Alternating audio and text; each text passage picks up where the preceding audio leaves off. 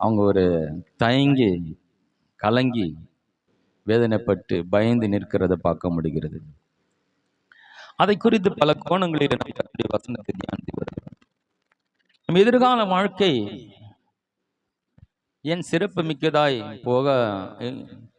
மிக்கதாய் மாறாம போகிறதுக்கு காரணம், நமக்கு ஒரு எதிராளி இருக்கிறான். அதை நிறைய பேர் கவனிக்கிறது இல்லை, அதை உணர்றது இல்லை. அவன் தந்திரம் உள்ளவனா இருக்கிறான். அவனுடைய வேலை பிரதான வேலைனா பிசாசு தந்திரம் உள்ளவன் என்று வேதம் நிறைய இடத்துல சொல்லுகிறது. ஆனா பிசாசு வல்லமை ஆனவன்னு வேதம் எங்கேயோ அவனை பத்தி பெருசா சொல்லவே இல்லை. ஆனா நம்ம என்ன போதிக்கிறோன்னா, நிறைய பேரு அவன் வல்லமையானவன் போதிச்சுறாங்க. அவன் வல்லமையானவன் அல்ல, தந்திரசாலி. அவன் தந்திரசாலி. அவன் தந்திரத்தை கொண்டு என்ன செய்கிறான்? அவனுடைய பிரதான நோக்கம் என்ன? மனிதன் தேவனோடு சேரக்கூடாது. மனிதனையும் கடவுளும் பிரித்து வைக்கிறதா அவனுடைய பிரதான வேலை.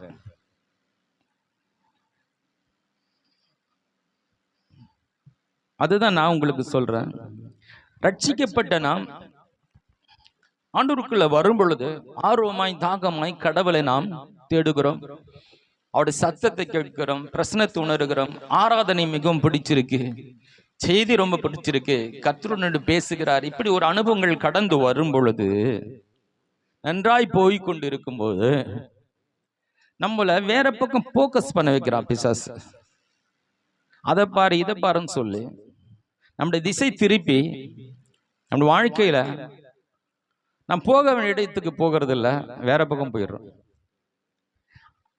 நம்ம அப்படி தேவனை விட்டு பிரிந்து இருக்கிறோன்றது தெரியாது. நிறைய பேர் சபைக்கு வந்துட்டு இருப்பாங்க. இப்படிப்பட்ட அனுபவம் நானும் கடந்து வந்திருக்கிறேன். சபைக்கு போயிட்டு இருப்பான பிரசனத்தை உணர முடியாது, தேவ சத்தத்தை கேட்க முடியாது. ஆனா நான் சபைக்கு போவேன், நான் கரெக்டா சபைக்கு போவேன். ஆனா என்னோட சொந்த வாழ்க்கையில என்னன்னா, போய் சேர வேண்டிய இடத்துக்கு போல, வேற ஒண்ணு போக்கஸ் பண்ணிட்டு இருக்கு. கர்த்தரோட நான் இல்லை என்பதை உணர்ந்து கொள்றதுக்கு கொஞ்சம் நாள் பிடிச்சது. அதனால சொல்றேன், நீங்க பல்ஸ் பிடிச்சு பார்க்கணும். பல்ஸ் சபைக்கு வரும் பொழுது அது உங்களுக்கு ஆர்வமா இருக்கா இல்லையா? சபைக்கு போகணும்னு வர்றது வேற, போய்தான் ஆகணும்ன்றது வேற. போலன்னா யாருன்னா நினைச்சுப்பாங்களே, அது இருக்கலாம். அதெல்லாம் தாண்டி சபைக்கு போனோம், கர்த்தர் அங்க இருக்கிறாரு, அங்க போன கண்ணை மூடணும்னா தேவ பிரசனத்தை உணரணும். நீ வீட்டுல முழங்கால் படியிட்ட உடனே தேவ பிரசனத்தை உணரக்கூடிய அனுபவம் உனக்கு இருக்கணும். வேதத்தை எடுக்கும் பொழுது படிக்கும் போது கர்த்தரனோடு பேசுகிறான உணர்வுகள் வரணும்.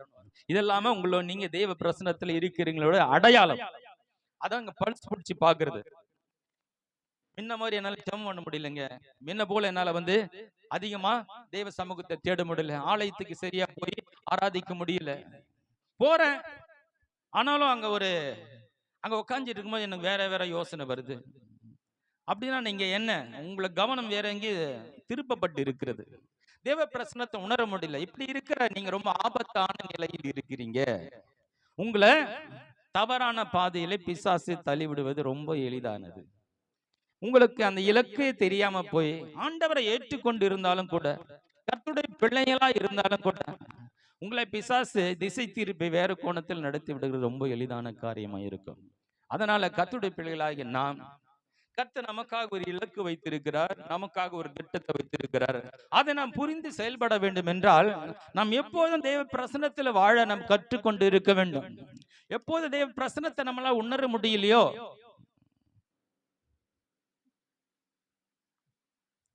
அந்த எச்சரிப்பு மணியை புரிஞ்சுக்கிட்டு அப்பப்போ பல்ஸ் பார்த்துக்கணும்.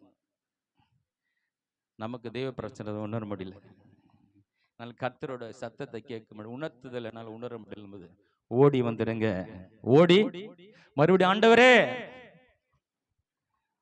நீ இல்லைன்னா வாழ்க்கையே கிடையாது, நீங்க மட்டும் இல்லைன்னா என்ன சரியான பாதையில் என்னால் போக முடியாது. ஓடி அவருடைய தஞ்சை புகுந்துருங்க. ஆண்டவரே நம்முடைய பிரசனை எனக்கு வேண்டும். பிரசன்னம், ஆமா, நம்முடைய உணர்த்தது இல்லைன்னா நான் வேற ஒண்ணு, உங்க உணர்த்ததெல்லாம் என்ன இருக்கும், பிசாசு வேற ஒண்ணு உணர்த்தி வேற ஒண்ணு எடுத்துரும். நம்ம ஆண்டோட வழிகாட்டுதல் நமக்கு இல்லாமல் போனா என்ன ஆகும்? அடுத்து நம்ம பக்கத்துல ஒருத்தர் இருக்கிறார், நம்மளை தப்பான வழி நடத்த பாருங்க. கர்த்தருடைய பிள்ளைகள் நாம் இப்பொழுதும் நாம் தெய்வ பிரசனத்தில் இருக்கிறோமா? அதுதான் நம்முடைய வாழ்க்கையினுடைய ஒரு வெற்றியின் பாதை. அதுதான் நம்ம சரியான பாதையை நம்ம போக முடியும். அதனால இதை நம்ம கவனத்தில் கொள்ள வேண்டும். இலக்கை அடையாதபடிக்கு திசை திருப்பும் பிசாசின் தந்திரங்கள். அங்க போய் சேர்ந்துடக்கூடாதுன்ற பிசாசு ரொம்ப குறிப்பில் இருக்கு. அதுக்கு நம்மள பல விதங்களில் திசை திருப்பி விடுவான். ஒரு வசனம் எடுத்து வாசிக்கலாம். 2 கொரிந்தியர் புத்தகம் 1ஆம் அதிகாரம் 3வது வசனம். 11ஆம் அதிகாரம் 3வது வசனம்.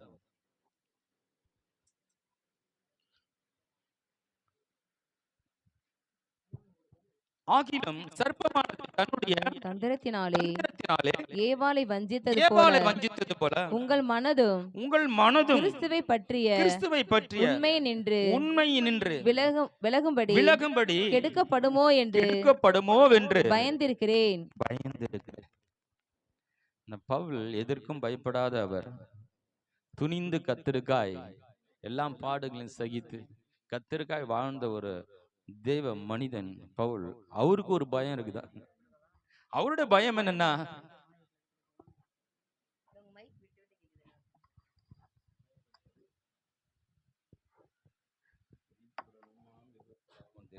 ஹல்லேலூயா, உண்மை நின்று விலகும்படி கெடுக்கப்படுவோம் என்று பயந்திருக்கிறேன். அவருக்கு ஒரு பயம் இருக்குதான். தன்னால் தெரிந்து கொள்ளப்பட்ட வழிநடத்தப்பட்ட கர்த்தருடைய பிள்ளைகள் பிசாசு அவர்களை தவறான பாதைக்கு வழிநடத்திடுவாடோ என்ற ஒரு பயம் அவனுக்கு இருக்கு. அவருக்கு ஒரு பயம் இருக்கிறது. ஏன்னா பிசாசு தந்திரசாலியா இருக்கிறான். இந்த தந்திரம், பிசாசுடைய தந்திரத்தை நம்மளால உணர முடியலன்னா, அதை புரிஞ்சுக்கலன்னு வச்சுக்கலாம், ரொம்ப கஷ்டம். பிசாசுடைய சத்தத்தையும் தெய்வடைய சத்தத்தையும் நம்ம அனலைஸ் பண்ண தெரிஞ்சிருக்கணும். நம்மோடு பேசுகிறது கர்த்தர் தானா, பிசாசு தானான்றதை நம்மளால ஒரு கிறிஸ்தவனுக்கு, ஒரு தேவ பிள்ளைக்கு புரிகிற ஒரு அறிவு இல்லாவிட்டால் அவன் கண்டிப்பா நிச்சயமாக திசை திருப்பப்படுவான். பிறகு ஆண்டவரை ஏத்துக்கணும், என் வாழ்க்கையில எது ஏன் என்ற ஒரு கேள்விக்குறியோடு நின்றுருப்பான். கர்த்தர் நம்மளை வழி நடத்தும் போது அவர் நம்மை சரியான பாதையில நேர்த்தியா நடத்துகிற தேவனா இருக்கிறார். ஒரு நோக்கத்துக்காக நடத்துகிறார். அதை எப்போ புரிஞ்சிக்க முடியும்னா, நாம் தெய்வ பிரசனத்திலிருந்து போகும்போது தான் புரிஞ்சிக்க முடியும், இல்லையா? ஒரு தெய்வ பிரசனத்தில் உணர்ந்து போகும் பொழுது போய் செங்கடல் நிற்குதுன்னா, தேவ வழி நடத்துதல புரிஞ்சு கொண்டவன் எப்படி நினைப்பானா, ஏங்க செங்கடலான கடவுள் நடத்துறாருன்னா, இந்த வழியில்லாத இடத்துல ஒன்று நடத்துறாருன்னா, இவ்வளவு தூரம் நடத்தி வந்த என்னுடைய ஆண்டவர் இங்க செங்கடல் இந்த தடைக்கு முன்னாடி நிறுத்துறான்னா, ஆண்டவர் ஏதோ ஒன்று பெருசா செய்ய போகிறார் என்று தேவ பிரசனத்தில் இருக்கிறவனால அதை உணர்ந்து கொள்ள முடியும். தேவ பிரசனத்தில் இல்லாதவனுக்கு என்ன எப்படி நான் தோணும், இன்னும் ஆண்டவரை அங்கேருந்து கொண்டு இந்த பிரச்சனையில மாட்டி விட்டுட்டீங்க, இப்போதான் ஒரு பெரிய பிரச்சனை இருந்தேன், அங்கேருந்து வந்தோம் இன்னொரு பிரச்சனையா, அடிமத்திலேருந்து மீட்டு கொண்டு வந்தோம், இங்கேருந்து கொண்டு திருப்பி கொண்டு வந்தீங்க, செங்கடலை நிறுத்திட்டீங்களே, முறுமுறுக்க ஆரம்பிக்கிறாங்க. முறுமுறுப்பு இருக்காங்க வாழ்க்கையில, உங்களுக்குள்ள பிரசன்னம் இல்லை. முறுமுறுக்கிற ஒரு வாழ்க்கை, எனக்கு ஏன் எனக்கு ஏன் அப்படி நடக்குது, இப்படியெல்லாம் நீங்க கேள்வி கேட்டுட்டு இருந்தீங்கன்னா, நீங்க தேவ பிரசனத்தை உணரல, கர்த்தர் உங்களோடு இருக்குது உணரதில்ல. பிரச்சனைகளை உங்களை மாட்டிக்கொள்வதற்காய் கொண்டு போய் காண்டவர் நிறுத்தல. பிரச்சனையில தேவன் மகிமைப்படும்படியாக, அதன் மூலமா உங்களுக்கு ஒரு பாடத்தை கற்றுக் கொடுக்கும்படியாக, கர்த்தர் யார் என்று உங்களுக்கு விளங்க செய்யும்படியாக தான் ஆண்டவர் பாருங்க இந்த பார்வோனுடைய இருதயத்தை மறுபடியும் கடினப்படுத்திட்டே இருக்கிறார். மோசே போய் திரும்ப திரும்ப பேசிட்டே இருக்கிறான், நாங்கள் ஆராதிக்க போக வேண்டும், எங்களை விட்டுடுங்கன்னு. சரிங்கிறான். அப்புறம் திருப்பி நான் பண்ண அற்புதம் நடந்தால் சரியான உடனே என்ன பண்ணுறான், அனுப்ப மாட்டேங்கிறான். திருப்பி தண்ணி ரத்தமாகுது, அப்புறம் பேன் வருது, தவளை வருது, அக்கினி மழை வருகிறது, தலைச்சன் எல்லாம் வருது. ஆண்டவர் கடைசியாக ஒன்று சொல்லிட்டேன், இன்னைக்கு அனுப்பிச்சிடும் உங்களன்ட்டு, இன்னைக்கு ஒரு பெரிய அடியை கொடுக்க போகிறேன். அப்போது ஆண்டவரை கடினப்படுத்துகிறார். அப்போ ஏன் கடினப்படுத்துகிறாருன்னா, ஒன்று இஸ்ரவேல் ஜனங்கள் நான் யாருன்னு புரிஞ்சுக்கணும். இந்த எகிப்தியன் இந்த ராஜா அவனையே தெய்வமாக நினைச்சு கொண்டு இருக்கிறான்ல, உனக்கு மேல ஒரு சக்தி இருக்குன்னு உனக்கு நான் காட்ட போறேன் எனக்கு சொல்லி 2 பக்கம் அவர் என்ன பண்ணாரு, இஸ்ரவேல் ஜனங்களுக்கும் தன்னை யார் என்று காட்டுகிறார், எகிப்திய ஜனங்களுக்கும் அந்த ராஜாவுக்கும் தன்னை யார் என்று காட்டுகிறார். அவங்களோட இல்லையா, அந்த இஸ்ரவேல் ஜனங்களோட இருக்கிறார். இப்போ தேவ பிரசன்னத்தை உணர்ந்து கொண்டனா பிரச்சனைகளை உணர்ந்து கொள்ளலாம். நம்ம அதை புரிஞ்சுக்கிட்டு கர்த்தர் இதில் ஏதோ ஒன்று செய்ய போகிறான்றதை ரொம்ப அழகா தெளிவாய் நாம புரிஞ்சிட்டு நடக்க முடியும். நம்ம புரிஞ்சிக்க வேண்டியதுன்னா, பிசாசு ஒரு தந்திர மூலமனா இருக்கிறான். அதாவது தேவனை தேடாதபடிக்கு, தேவ சமூகத்துக்கு போகாதபடி, அதுக்கு ஒரு சலிப்பு வருதுன்னா நல்லா கவனிச்சிங்க, அங்கே தான் நீங்கள் பிசாசு உங்களை எங்கேயோ ஒரு பக்கம் திருப்பி விட்டு இருக்கிறன்னு அர்த்தம். ஐயா, டிவி 2 ஹவர் பார்க்க முடியுதுங்க, ஆனால் ஜெபம் 10 நிமிஷம் பண்ண முடியலைங்க. ஹலோ, நான் விளங்குதா உங்களுக்கு? நல்லா விளங்குன்னு நினைக்கிறேன். அப்படி இப்படி திரும்பாம 2 ஹவர் கண்டினியூவாக நான் 2 ஹவரில் 3 ஹவர் கூட டிவி பார்ப்பேங்க. செல்போனை 5 ஹவர் கூட பார்ப்பேன் நான். அந்த எல்லாம் நெட்டு 2 GB காலி ஆகிற வரைக்கும் பார்ப்பேன். காலி ஆகணும்னு பார்க்குறேன், அது வேற. 2 GB வீணா போகுதுன்னு ஒருத்தர் பார்க்குறாராம். அது என்ன பார்க்க பாரு தெரியல, அது பார்க்கட்டும். ஆனால் ஒரு அரை மணி நேரம் தேவ சமூகத்தில் அவரோட பேசுவதற்கு உங்களால் முடியலன்னா, உங்களுக்குள்ள தேவ பிரசனம் எங்கே? தேவனுடைய காரியங்களில் ஒரு வாஞ்சியும் தாகமும் இல்லாமல் போனா, தேவனுடைய வழிகாட்டுதல் வழி நடத்துதல் எப்படி இருக்க முடியும்? மேகம் ஸ்தம்பம் நகருதா நகரலையான்னு பார்க்கலனா நீ எப்படி நீ தொடர முடியும் வாழ்க்கையை? மேக ஸ்தம்பம் என் தலைமையில் இருக்கிறது, நகர ஆரம்பித்ததுன்னு உடனே இஸ்ரவேல் ஜனங்கள் எல்லாத்தையும் பேக் பண்ணின்னு கிளம்பணும். ஓ, கர்த்தர் இங்க இந்த நகர சொல்லுகிறார், அடுத்துக்குன்னு சொல்லி எல்லாரும் நகர ஆரம்பிக்கணும்.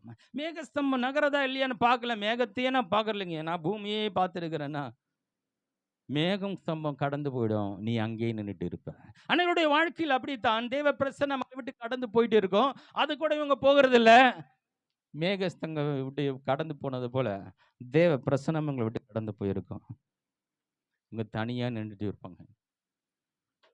நம்முடைய வாழ்க்கையில எதிர்காலம் சிறப்படையாமல் போகிறதுக்கு, நம்முடைய வாழ்க்கையில நல்லா ஆரம்பிச்ச பாட்டு பாடி அருமையா ஆரம்பிச்ச அநேகருடைய வாழ்க்கையில தொடர்ந்து அந்த பிரசன்னத்தில் வாழ கற்றுக்கொள்ளாதபடினால, சிலருக்கு ஒருத்தர் சொல்லார், நான்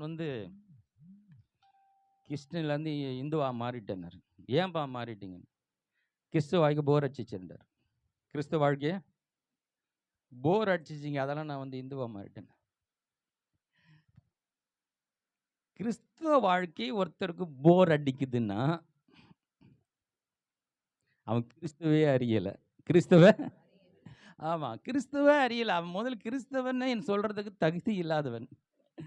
கிறிஸ்தவ வாழ்க்கை இந்த உலகத்திலே, இந்த உலகம் கொடுக்க முடியாத ஒரு சந்தோஷத்தை சமாதானத்தை கொடுக்கிற ஒரே ஒரு தேவன் நம்முடைய ஆண்டவர் தான்.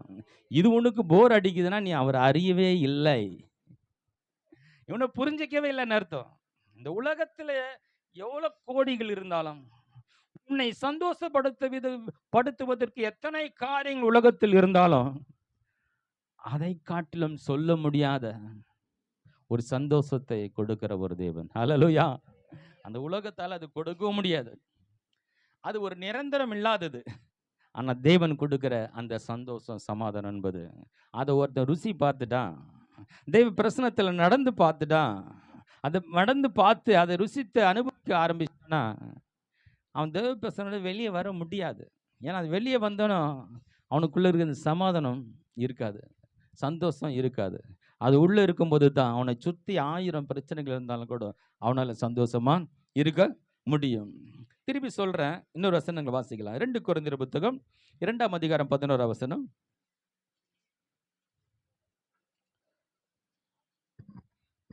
2 கொரிந்தியர் கெட்டு போகிறவர்களுக்கு மரணத்துக்கு ஏதுவான 2:11.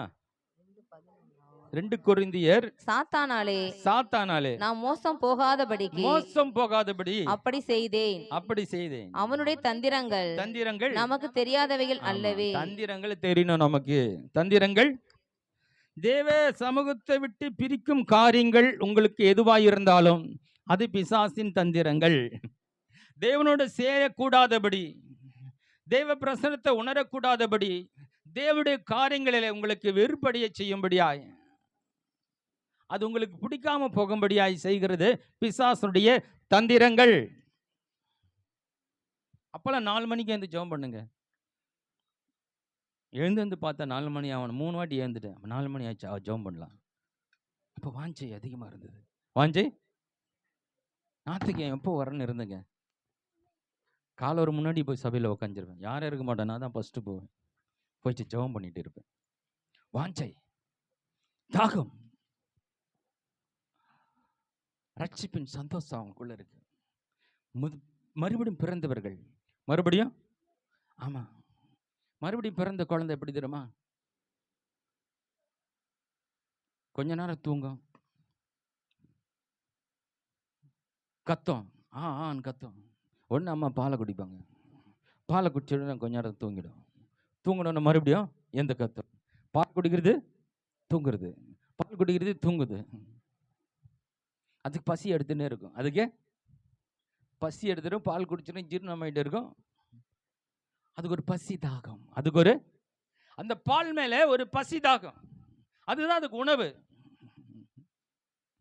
அதுபோல ரட்சிக்கப்பட்ட மறுபடியும் பிறந்தவர்களுடைய வாழ்க்கையில இந்த பசி தாகம், கர்த்தருடைய வார்த்தை மேல, கர்த்தருடைய சத்தத்தை கேட்கணும், கர்த்தரனோட பேசினோட பிரசன்னம், சமூகம், அவரை துதிக்கிறது, ஆராதிக்கிறது இன்பமாய் இருக்கிறது.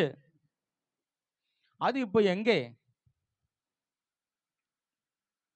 போர் அடிச்சிடுச்சு. போர் அடிச்சிடுச்சு. பல்ஸ் கொஞ்சம் பாருங்க, உங்களுடைய பல்ஸ் பிடிச்சு பாருங்க.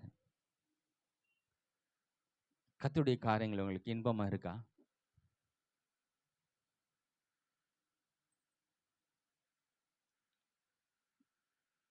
ஜெபம் பண்ணணும்னு ஒரு ஜெபம் பண்றாங்க பாரு, அதான் எனக்கு சிரிப்பா இருக்குது.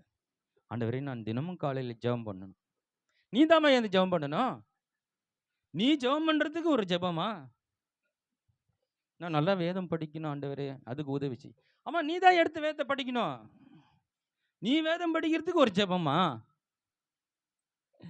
அதெல்லாம் நீ தாங்க செய்யணும். ஆண்டவரே, சபைக்கு சீக்கிரம் போனான். ஆமா, நீ சீக்கிரம் தான் வரணும், எழுந்து நீ வந்தாதான் வர முடியும். அதுக்கு ஒரு ஜெபம், நான் சீக்கிரமாய் போக வேண்டும் ஆண்டவரே. உனக்கு தாகம் இருந்தா கத்த ஆரம்பிச்சிடும், ஓட ஆரம்பிச்சிடும், பாலை குடிக்க ஆரம்பிச்சிடும். எந்த குழந்தைக்கு பால் குடிக்க கற்றுக் கொடுக்குறாங்களா சொல்லுங்க? வயிற்றுக்குள்ள இருக்குதுல்ல, நல்லா கவனிங்க. குழந்தை வயிற்றுக்குள்ள இருக்குதுங்க, குழந்தை வயிற்றுக்குள்ள இருக்குது. பிறந்த உடனே பால் கொடுத்தா குடிக்குதுங்க. அந்த பால் இப்படிதான் சப்பி குடிக்கணும்ன்றது அந்த குழந்தைக்கு யார் கற்றுக் கொடுத்தது? நீ கிறிஸ்துக்குள் மறுபடியும் பிறந்திருந்தால் இந்த ஞானப்பாலின் மேல ஒரு தாகம் உங்களுக்கு இருக்கும். உங்களுக்கு பைபிள் படிங்க, யாரோ உங்களை வந்து இப்படி பண்ணுங்க, அப்படி பண்ணுங்க, அப்படி செய்யுங்க, கையை தூக்குங்க, காலாட்டுங்க, கையை தட்டுங்க, அதெல்லாம் இல்லை. தானா வந்துடும். தானா பால் குடிக்க ஆரம்பிச்சிருவீங்க, தானா ஆண்டவரை தேட ஆரம்பிச்சிருவீங்க. அதுதான் நீங்க மறுபடியும் பிறந்து இருக்கிறீங்கன்னு அர்த்தம். அதுதான் நீங்க தேவ பிரசன்னத்தில் இருந்து கொண்டிருக்கீங்க அர்த்தம். கர்த்தருடைய காரியங்களுக்கு முக்கியத்துவம். அதுதான் முதலாவது ராஜ்யத்தை தேடுகிறது. பல்ஸ் பிடிச்சு பாருங்க, உங்க ஆதி நிலை என்ன? ஆதி அன்பை விட்டாய். ராவும் பகலா ஓடினீங்களே, ராவும் பகலாம் தேடினீங்களே, இந்த ஞாயிற்றுக்கிழமை எவ்வளவு இன்பமா இருந்தது. பல்ஸ் பிடிச்சு பாருங்க, உங்கள் ஆவிக்குரிய நிலைமை எந்த நிலைமையில் இருக்கிறது. ஒரு வசனத்தை வாசிக்கலாம். எபேசியர் புத்தகம் 6ஆம் அதிகாரம் 11ஆம் வசனம். எபேசியர் 6:11. நீங்கள் பிசாசின் தந்திரங்களோடு எதிர்த்து நிற்க. எத்தனை வசனங்க காட்டுறோம் பாருங்க. பிசாசுடைய தந்திரங்கள், தந்திரங்களோடு, அவன் தந்திரம் தேவனை நீங்கள் நெருங்க கூடாதபடி, தேவனை பிடித்து கொள்ளாதபடி, தேவ சமூகத்துக்கு போகாதபடி, தேவனுடைய காரியங்களை விட்டு வேறொரு காரியங்களில் உங்களுடைய கவனத்தை செலுத்தும்படி நடத்துகிறது பிசாசின் தந்திரங்கள். எதிர்த்து நிற்க எதிர்த்து நிற்க திராணி உள்ளவர்களாகும்படி திராணி உள்ளவர்களாகும்படி தேவனுடைய சர்வாயுத சர்வாயுத வர்க்கத்தை வர்க்கத்தை தரித்துக் கொள்ளுங்கள். தரித்துக் கொள்ளுங்கள். ஏனெனில் ம். மாம்சத்தோடும் ஆ. இரத்தத்தோடும் அல்ல, ரத்தத்தோடும் அல்ல, துரைத்தனங்களோடும் திரைத்தனங்களோடும் அதிகாரங்களோடும் பிரபஞ்சத்தின் அந்தகார லோகாதிபதிகளோடும் வான மண்டலத்தில் உள்ள ம். பொல்லாத ஆவிகளின் சேனைகளோடும் சேனைகளோடும் நமக்கு போராட்டம் உண்டு. போராட்டம் இருக்குது, போராட்டம் இருக்குது. ஆனா நம்ம அவங்ககிட்ட சண்டை போடுறது இல்ல. அவன் வந்து தந்திரமாய் வருகிறான். அடுத்த வசனம் வாசிங்க. ஆகையால் தீங்கு நாளிலே அவைகளை நீங்கள் எதிர்க்கவும் சகலத்தை செய்து முடித்தவர்களாய் நிற்கவும் திராணி உள்ளவர்களாகும்படிக்கு தேவனுடைய சர்வாயுத வர்க்கத்தை எடுத்துக்கொள்ளுங்கள். சத்தியனும் கச்சையை சொல்றாரு. சத்தியம் ரொம்ப ரொம்ப முக்கியம்.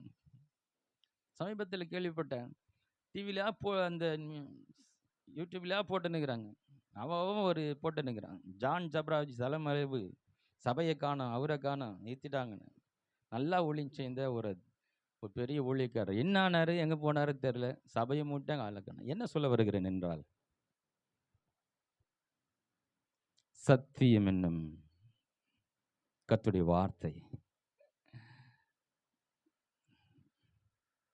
சத்தியம் இல்லாதவங்களுக்கு இடரல் வரும். இந்த பிசாசை எதிர்த்து நிற்க அந்த தந்திரங்களை புரிஞ்சு கொள்வதற்கு நமக்கு ஆண்டவர் கொடுத்த ஒன்று இந்த வேத புத்தகம் தான். வேதத்தை குறித்த அறிவு நமக்கு இல்லாமல் போனா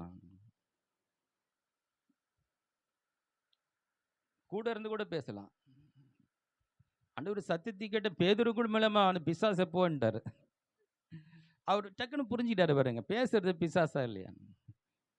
அவர் தேவனுடைய குமாரனாகிய கிறிஸ்து ஒன்று சொன்னார், இது பரலோகத்தில் உனக்கு கிடைத்த வெளிப்பாடுனாரு. அதை நீ இங்கே சாகக்கூடாது ஆண்டவரே, நீ கல்வாரிக்கு போகக்கூடாதுன்னு சொல்ல, போ பிசாசுன்றார். ஏன்னா என்னை குறித்து என்ன எழுதியிருக்கிறது, எதற்கு என்னை இந்த உலகத்துக்கு அனுப்பியிருக்கிறார், எதுக்கு வந்திருக்கிறன்றத வேதத்தில் எழுதப்பட்ட காரியங்களை இயேசு மிக நன்றாக அறிந்திருந்தபடினாலே, நான் கல்வாரியில மறிக்க தான் வந்திருக்கிறேன் ரொம்ப தெளிவாக அறிந்திருக்கபடினாலே இந்த பேதுரு சொல்லுகிற, ஆண்டவரை நீ கல்வாரிக்கு போகக்கூடாது, நான் விட மாட்டேன் என்று கடிந்து கொள்கிறான். பின்னாடி போ சாத்தானே, வேதத்தில் என்ன சொல்லப்பட்டு இருக்கிறதோ அதை செய்ய தான் நான் வந்திருக்கிறேன். கல்வாரிக்கு தான் வந்திருக்கிறேன், நீ கல்வாரிக்கு போகாதன்னு சொல்றதுக்கு நீ யாரு? அதே பேதுருவை பிசாசுங்கிறார். ஹலோ, அதனால அன்னைக்கு சர்ப்பத்தின் மூலமா பிசாசு வந்தான், இன்னைக்கு சர்ப்பம் இல்லை, எந்த மனிதர்கள் மூலமா நமக்கு தப்பான ஆலோசனைகள் கொடுப்பதற்கு நிறைய வாய்ப்புகள் உண்டு. நாம் பின்பற்ற வேண்டியது ஒன்றே ஒன்றுதான், கர்த்தருடைய சத்தியத்தின் அறிவு. சத்தியத்தின் அறிவு. எங்கே பகைமை வருகிறதோ, எங்கே கசப்பு வருகிறதோ, எங்கே கோபத்தை உண்டாக்கக்கூடிய சூழ்நிலை உண்டாகிறதோ, எங்க நமக்கு பயம் வருகிறதோ, எங்க நமக்கு திகில் வருகிறதோ, அங்க கர்த்தர் இல்லை, சாத்தான் வந்து நிற்கிறான்னு அர்த்தம். இதெல்லாம் நம்ம ஒரு அறிகுறிகளை புரிச்சுக்கணும். ஒரு காரியத்தில் பிரச்சனைகள் உண்டாகுது, அங்கே குழப்பங்கள் வருது, கோபம் வருது, சண்டை வருது, பகைமை கசப்பு இதெல்லாம் உண்டாகிறதுனா புரிஞ்சுக்கணும், அங்கே கர்த்தர் இல்லை, பிசாசு ஏதோ அங்கே வந்து ஒரு காரியத்தை செய்து கொண்டு இருக்கிறான். நம்முடைய தேவன் கசப்பின் தேவன் அல்ல, நம்முடைய தேவன் சமாதானத்தின் காரணர். இதெல்லாம் நம்ம உணர்ந்துக்கணும் பாருங்க. இதெல்லாம் புரிஞ்சுக்கிட்டா பிசாசுடைய வருகையை புரிந்து கொள்ளலாம் இல்லையா. வசனத்தில் ஆண்டவர் பேசுறாரு பாருங்க, அருமையா. சத்தியம் என்ன? மார்க் எழுதிய சுவிசேஷம் 1ஆம் அதிகாரம் 34 வசனம் வாசிக்கலாம்.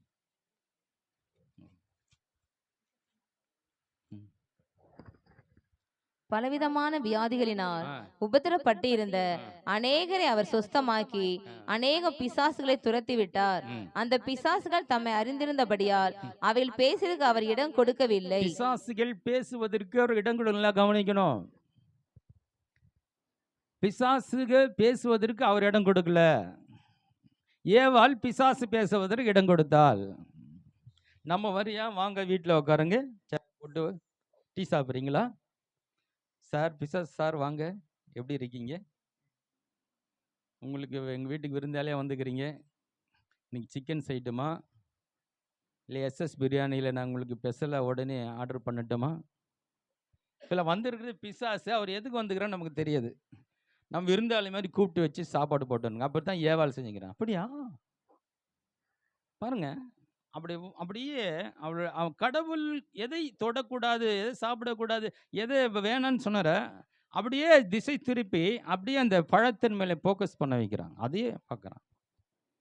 இது புசிப்புக்கு நல்லது, பார்வைக்கு ரொம்ப நல்லா இருக்குது. நம்முடைய ஃபோக்கஸ் வேற பக்கம் திருப்பிடுவான். நான் உங்களுக்கு சொல்லுகிறேன், கர்த்தர் தான் எல்லான்னு நீங்க வந்த உங்களுக்கு இன்னைக்கு எது உங்களுக்கு ஃபோக்கஸா இருக்கு?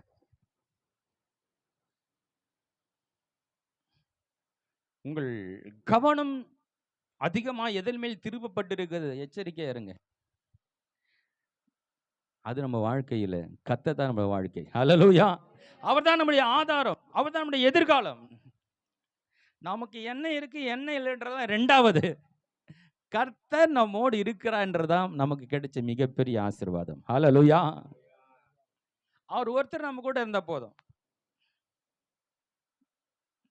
இந்த உலகத்துல மனுஷன் தேடி தேடி அடைய முயற்சிக்கிறதெல்லாம் நமக்கு ஒன்று தேவைன்னா அதை ஈஸியாக கொடுத்துடுவார் ஆண்டவர். ஹல்லேலூயா.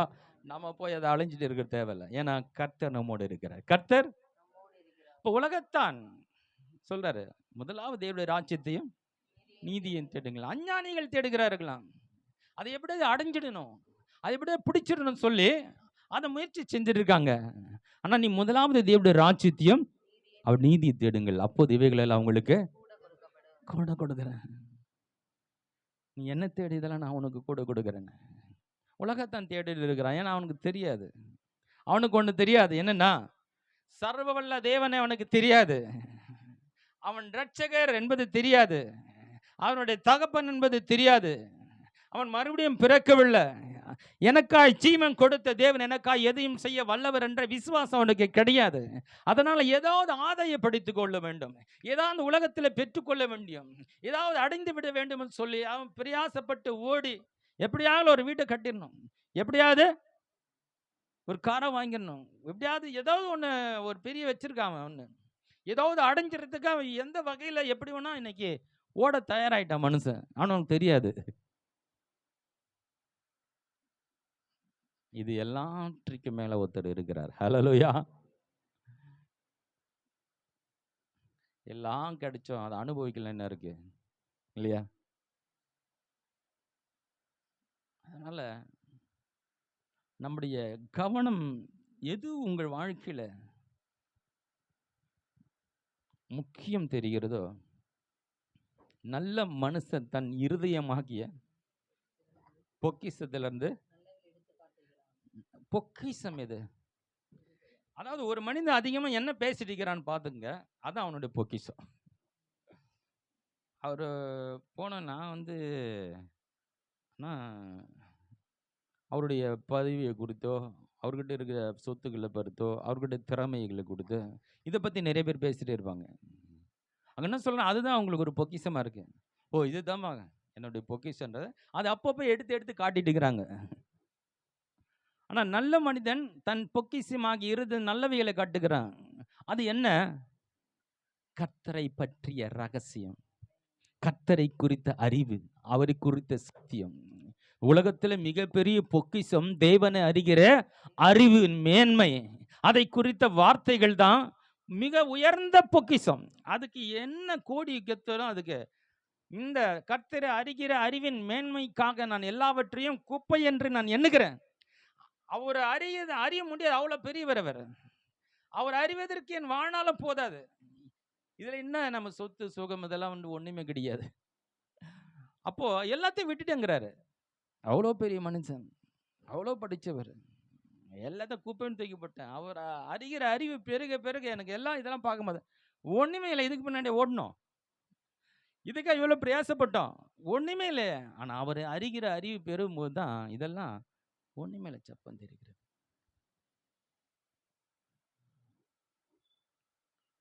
கர்த்தர் பெரியவர். இன்னொரு சந்த வாசிக்கலாம். பிசாசு வரும்போது புரிஞ்சுக்கிட்டு அவன் என்ன பண்ணான், வாயை அடிக்க கத்துக்கணும். வாயை ஆமா அடிக்க கற்றுக்கணும். ஒரு இடத்துல பிசாசு ஓட்ட பொழுதும் அவங்க சொன்னாங்க, அது கையை வச்சோன்னே என் கையெல்லாம் கடிக்க வருது, பூச்சி கடிக்குது. எல்லாம் கேட்குறேன், என்ன சொல்லுங்க, அந்த பிசாசு யாருன்னு கேளுங்க. பிசாசு கேட்கணுமா? நான் யாரு, நீ எங்கேருந்து வரீங்க, உங்கள் பேர் என்ன, இவ்வளோ நாளாக எங்கே இருந்தீங்க, எதுக்காக வந்தீங்க, இதெல்லாம் கேட்கணும். இப்படி வழக்கம் பாஸ்டருங்க கேட்குறது. பிசாசு ஆடணுன்னா, நீ யார்? நான் ரயில் தண்டவாளத்தில் விழுந்து மறித்து விட்டேன், என் பேர் இது, அப்படி சொல்லலாம். அது ஏன் வந்திருக்கிற, இவரை பிடிச்சிக்குது, ரயில்வே தண்டவாளத்தை வந்தார், பயந்துடாதீங்க, தண்டவாளத்துக்கு போகிறீங்க, கர்த்தருடைய பிள்ளைங்கள் உங்களை ஒன்றும் பண்ணாது. என்ன அப்படி சொல்கிற, ஒன்று தண்டவாளத்தை பயந்துன்னு போகாதீங்க, இப்படி கேட்க சொல்கிறேன். ஏன்னா இப்படி கேட்கறது வழக்கம். நான் சொன்னேன், ஒரே வார்த்தை சொன்னேன், பிசாசு பேசுறதை கேட்க நான் வரல, நான் பேசுறது பிசாசு கேட்கட்டும். நான் பேசுறத, நீ பேசுறது சத்தியம் கிடையாது, நான் கேட்க தயாராகவும் இல்லை. நான் சொல்கிறேன், இயேசுவி நாமத்தில் விட்டு போ, உன்னை பேசுறது கேட்கறது எனக்கு வேலை கிடையாது, கர்த்தருடைய வார்த்தை மட்டும் தான் கேட்பேன். என்ன சொல்ல வருகிறேன் என்றால், பிசாசு வரும்போது புரிஞ்சுக்கிட்டு அவனை பேச விடாம அவனை அங்கிருந்து துரத்தணும். அவனுக்கு எதிர்த்து நில்லுங்கள், அவன் உங்களை விட்டு பாருங்க. அவன் ஒரு தந்திரசாலி, அவனுக்கு போய் சண்டை போடலாம் ஆண்டவர் சொல்லவே இல்லை. எதிர்த்து நில்லுங்க, ஓடி போகும். எதிர்த்து, ஆமா, அப்படி வரனா எதிர்த்து, இப்படி எதிர நில்லுங்க, அவ்வளோதான். இப்படி எதிர்க்க நின்னாலும், எதிர்த்து நின்னாலும் போதும். நீ ஒரே இடத்துல அவனை எதிர்த்து பார்த்தீங்கன்னா அவங்களோட்டு ஓடிப்பான். எவ்வளோ ஈஸியாக சொல்லி கொடுக்குறாரு பாருங்க. எதிர்த்து நின்னா. ஆனால் நமக்கு என்ன பிரச்சனைனா, வருது பிசாசுன்னு தெரியாது. பிசாசு அவன் நினச்சிக்கினா கருப்பா உருவம், 2 கொம்பு தலைமையில் இருக்கும் அப்படின்னு நிறைய பேர் பார்த்துனா, அவன் அப்படி வர்றதே இல்லை. அப்படி பக்கத்து வீட்டு வார மூலம்னு வரலாம், சொந்தக்காரங்களும் வரலாம், சில நேரத்தில் பாஸ்டர் மேலே கூட வரலாம். யாரை வேணா அவன் யூஸ் பண்ணலாம். யார் தேவனுடைய பிரச்சனத்தில் சரியா இல்லாத இருக்கலாம் அவங்கள யூஸ் பண்ணிப்பாங்க. புரிஞ்சுக்கிங்க. எல்லாரும் இந்த 100% தேவ பிரச்சனை இருக்கிறாங்கன்றது ஒரு கேள்விக்குறி தான். ஆனால் இருக்க நம்ம கற்றுக்கொள்ள வேண்டும். எப்பொழுதும் தெய்வ பிரசனத்தில் வாழ கற்றுக்கொண்டா நம்மளை பிசாசு பயன்படுத்த முடியாது. நம்ம கிட்ட அவனால் வர முடியாது. நம்ம கிட்ட, ஆமாம், யாருடைய வாயில கர்த்தருடைய வார்த்தை இருக்கிறதோ அதுதான் அவனை எதிர்க்கிற ஒன்று. அவனை எதிர்க்க நிற்க முடியாது அவனால். கர்த்தருடைய அறிவினால் நிறைந்து ஒரு மனிதன் பேசி கொண்டிருக்கும் போது, கர்த்தரை உயர்வாய் ஒரு மனிதன் பேசி கொண்டிருக்கும் பொழுது, கர்த்தருடைய ரகசியங்களை பேசும் பொழுது பிசாசுக்கு அங்கால நிற்க முடியாது. அவன் சொல்லாம வந்து கிளம்ப ஆரம்பிச்சிருவான். நல்லா புரிஞ்சுங்க. பிசாசை எதிர்க்கிறதுக்கு ஒரு எளிமையான வழி கர்த்தருடைய வார்த்தை தான். ஹல்லேலூயா.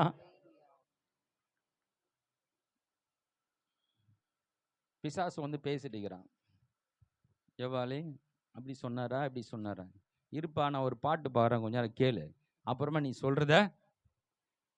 சொல்றத நான் கேட்கிறேன்.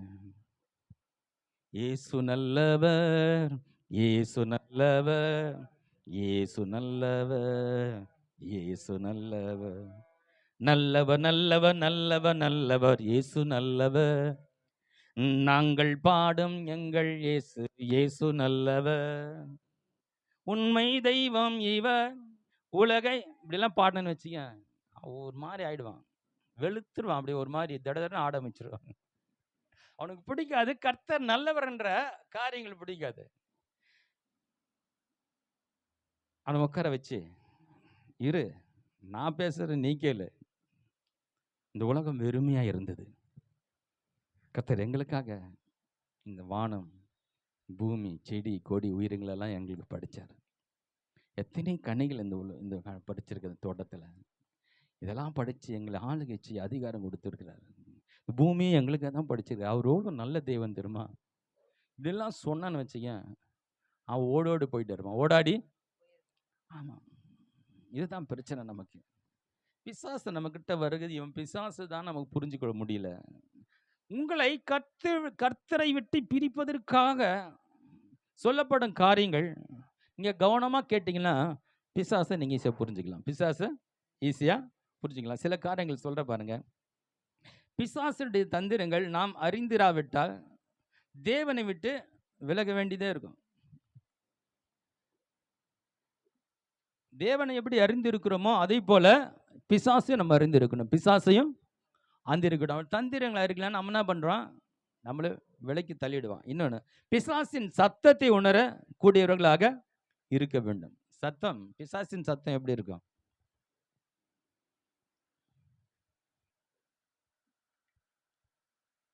உன்னை முதலாவது புகழ்ந்து தள்ளும். நீ சூப்பர்ப்பா, உன்ன மாதிரி யாரும் கிடையாது. உன்ன மாதிரி ஒரு பாஸ்டர் பிரசங்கம் பண்ணாராம். உடனே வந்தேன், ஐயா உங்க பாஸ்டர் ரொம்ப பிரசங்கம் ரொம்ப சூப்பர், ரொம்ப நல்லா, ரொம்ப இந்த மாதிரி பிரசங்கம் நான் கேட்கல, அருமையா இருந்தது. அந்த பாஸ்டர் சொன்னாரா, இப்போதான் கொஞ்ச நேரத்துக்கு முன்னாடி பிசாசு சொல்லிட்டு போனா பிரசங்கம் நல்லா இருக்குதுன்னு இப்போ நீ வந்து சொல்ற. நம்மளை புகழ்ந்து தள்ளினா நீ அப்படி இப்படின்னா கொஞ்சம் எச்சரிக்கையா இருங்க. நீ சூப்பரு, அப்பதான் பிசாசு புகழ்ந்து தள்ளி அப்படி இழுப்பான். அப்படி சொன்னாரா, இன்னொன்னு ரொம்ப நைஸா இருக்கும் பேச்சு.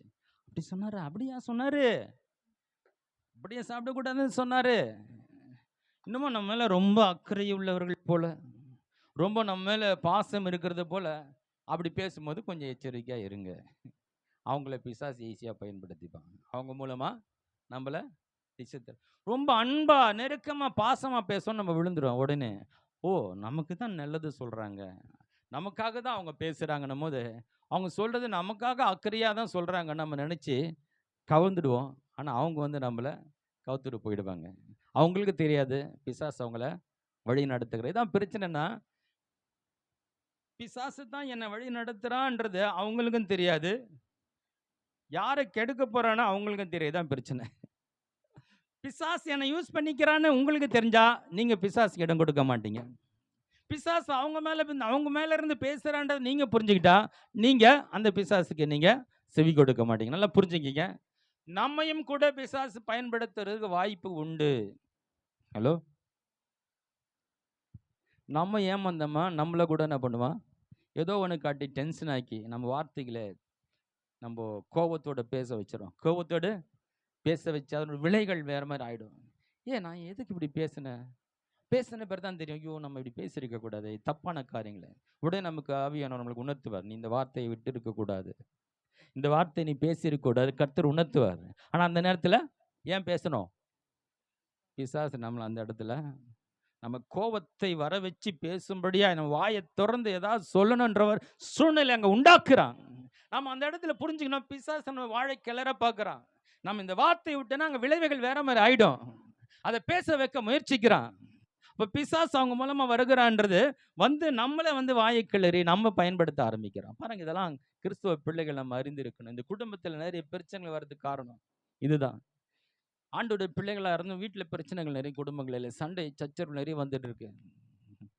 அவங்களுக்கு தெரியல என்ன பிசாசு பயன்படுத்துகிறான், எங்க ஒரு குழப்பம், எங்க ஒரு ஒரு ஒரு கசப்பு, எங்க கோபம் அதிகரிக்கிறது. இதெல்லாம் வரும் பொழுது பாத்துங்க, பிசாசு நம்மள என்ன பண்றான், டென்ஷன் ஆக்கி அந்த வேகமாய் கோபமா பேசும்போது நம்ம சமாதானத்தை இழந்து போகிறோம். சமாதானத்தை இழந்தோம்னா தேவ பிரசன்னத்தை இழந்துடுறோம். அங்க ஒரு விதமான ஒரு என்ன ஆகுறதுன்னா, தேவனுடைய பிரசன்னத்தை உணர முடியாம நம்ம ஆயிடுறோம். அங்க என்ன பண்ணணும்னு தெரியல, ஒரு இருள் மாதிரி அங்க வந்தது கொஞ்ச நேரத்துல. நல்ல ஆண்டவரை தேடின பிள்ளைகள் தான், நல்ல கர்த்தரை தேடின பிள்ளைகள் தான், ஆண்டவருக்காக வாழுகிற பிள்ளைகள் தான். ஆனா பிசாசு கொஞ்ச நேரத்துல நம்மளை அப்படி திருப்பி ஒரு குழப்பத்தை பண்ணிட்டு போயிடுறான். நல்லா கவனிக்கணும், இதெல்லாம் சகஜமா நடக்கிறது. ஆனால் நம்ம கவனம் இந்த தெய்வ பிரசனத்தை அப்பப்போ இழக்கிறது வேற, நிரந்தரமா இழக்கிறது வேற. நிரந்தரமா இழந்துட்டு நம்ம முற்றிலுமாய் கர்த்தரை விட்டு வெகு தூரத்துல கொண்டு போகக்கூடிய ஒரு நிலைக்கு நம்மை தள்ளிடுவான். நமக்கு தெரியாது, அங்க விழுந்து பள்ளத்துல விழுந்த போறதுதான் தெரியும், ஓஹோ நம்ம தவறான பாதையில வந்துட்டோம். அது வரைக்கும் நான் சர்ச்சுக்கு போறேன் கரெக்டா, நான் ஆண்டவரை தேடுறேன், காணிக்கை கொடுக்கிறேன், எல்லாம் கரெக்டா இருக்கிறேன். ஆனா குழியில விழுந்த பிறகுதான் தெரியும் நான் வந்தது சரியில்லை, நான் பாதை தவறி வந்துட்டேன். நல்லா கவனிக்கணும். உங்க பல்ஸ் பிடிச்சு பாருங்க. பிசாசு தந்திரம் உள்ளவனா இருக்கிறான். குடும்பத்தில் அடிக்கடி சண்டை வருகிறதா? கர்த்தருக்காய் நீங்க எடுத்த முடிவுகளை தொடர முடியலையா? கர்த்தர் உங்களை கொடுத்த தரிசனத்தை நோக்கி பயணம் செய்ய முடியல. பிசாசு உங்களை வேறு கோணத்தில் உங்களை கவனத்தை திசை திருப்பி இருக்கிறான்றதை நீங்க புரிந்து கொள்ள வேண்டும். எப்போ தேவ பிரசன்னத்தை உணர முடியலோ, எப்போ கர்த்தருடைய காரியங்கள் எல்லாம் எனக்கு ஒரு இன்பமா இல்லை. ஃபர்ஸ்ட் நல்லா இருந்தது, பைபிள் படிச்சா கர்த்தர் என்னோட பேசினாரு. இப்போ என்னால் பைபிள் அதிகமாக படிக்க முடியல, அது இன்ட்ரெஸ்ட் இல்லை. நான் மற்ற காரியங்கள் இன்ட்ரெஸ்டாக இருக்கு, மற்ற காரியங்களை நான் நேரத்தை செலவிடுகிறேன், அதெல்லாம் என்னால் பிடிச்சிருக்கு. அது டைம் போகிறதே தெரியல. ஆனால் பைபிள் என்னால் படிக்க முடியல, ஜெபத்தை பண்ண முடியல, ஒரு 5 நிமிஷம் கூட பண்ண முடியல. ஆனால் ஜெபம் பண்ணுறேன், ஜெபம் பண்ணுறேன், ஆனால் ஜெப பிரசனத்தை உணராத. தேவ பிரசனத்தை உணராம நீ பண்ற ஜெபத்தினால என்ன பயன் இருக்கு? வேதத்தை படிக்கிற, அதுல இருந்து கர்த்தர் என்னோட பேசுகிறான்னு உணர்வு இல்லாம படிச்சு என்ன பிரயோஜனம் இருக்கு? வேதமே உன்னோடு பேசுவதற்கு தான் கொடுக்கப்பட்டு இருக்கிறது. வேதமே, ஆமா, ஜெபமே நம்ம கர்த்தரோட பேசுவதற்கு தான் அந்த ஜெப வாழ்க்கை நமக்கு கொடுக்கப்பட்டிருக்கு. நம்மளோட பேசுகிறோம், மனம் விட்டு பேசி அவரோட உறவு கொள்ளாம ஒரு ஜெபம் இருக்குமானால் அது கடமை ஜெபம் ஆயிடும். கடமை. சிலர் உபவாசம் ஜெபம் பண்றாங்க, காலையில் நைட்டு வரைக்கும் போடுறாங்க, ஓடிடுறாங்க, ஏதோ வேலை பார்த்துன்னுங்கிறாங்க, ஆண்டவர் சமூகத்தில் இல்லை. நைட்டில் ஒரு சின்ன ஜெபம் பண்ணிட்டு சாப்பிட்றாங்க. ஜெபம் பண்ணிட்டு அது அவங்களுக்கு உபாசம் ஜெபம்னு சொல்கிறாங்க. நீ உபாசம் ஜெபம் எடுக்கிறது உண்மையானால் உபாசித்து தேவ சமூகத்தில் மாத்திர இருக்கணும். புரிஞ்சுக்கிங்க. உபாசம் இருக்கலாம், நல்லது நம்ம ஆவிக்கிற வாழ்க்கைக்கு. அப்படி இருக்கிறதுனா அங்கே ஓடிக்கின்னு இங்கே ஓடிக்கின்னு கத்த காரியங்களை கவனத்தை பண்ணிக்கின்னு டிவியை பார்த்துக்கிட்டு எல்லாம் பண்ணிக்கிட்டு நான் கொஞ்ச நேரம் ஜெபம் பண்ணிட்டு உபாசம் இருந்தேன்னா அந்த ஜெபத்தில் உபாச பிரயோஜனம் இல்லை. உபாசம் இருக்கும்போது அந்த நாள் முழுவதும் நீ ஜெபிக்கணும், வேதத்தை வாசிக்கணும். கர்த்தருடைய சமூகத்தில் மாத்திரம் இருக்கிறதா இருந்தால் உபவாசித்தா அது உங்களுக்கு பிரயோஜனமாக இருக்கும். அதுதான் உங்களுக்கு வாழ்க்கையில் எதுக்காக எடுக்கிறீங்களோ அந்த உபாசத்தை அதை நீங்கள் பிரயோஜனப்படுத்திக் கொள்ள முடியும். நிறைய பேர் பார்த்துட்டேன், ஜெபம் அவங்க உபாசம் இருக்கிறேன், என்னன்னா நான் வேலைக்கு போகிறேன், அங்கே வேலை செய்கிறேன், இங்கே போகிறேன், அது போகிறேன், எல்லாம் பண்ணுறாங்க. அது கொஞ்சம் நேரம் ஒரு 5 நிமிஷம் ஜெபம் பண்ணி முடிச்சுட்டு அப்புறம் சாப்பிட்றாங்க. இது ஒரு வழக்கமான உபாசமாக இருக்குது.